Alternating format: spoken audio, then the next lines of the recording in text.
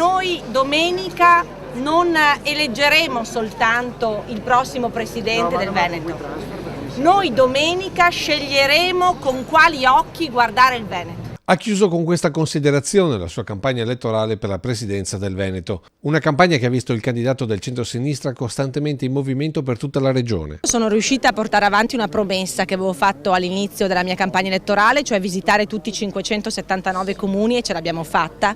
Abbiamo dedicato parte del tempo ai cittadini e alle cittadine di ogni comune veneto. Abbiamo visitato più di 150 aziende, abbiamo macinato più di 40.000 chilometri, insomma abbiamo avuto modo di conoscere una terra straordinaria. Alessandra Moretti, che non ha smesso nemmeno l'ultimo giorno di attaccare il governatore uscente e candidato della Lega. Noi meritiamo di essere rappresentati da una classe dirigente onesta, prima di tutto, e l'onestà è un requisito fondamentale dopo anni di scandali pesantissimi che hanno coinvolto la giunta Zaia.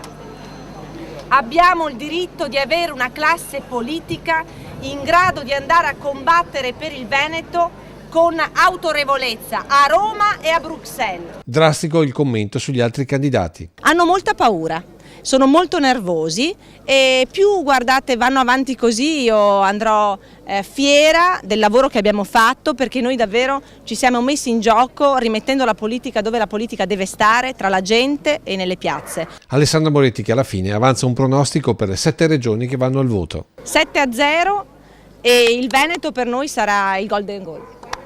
Brava!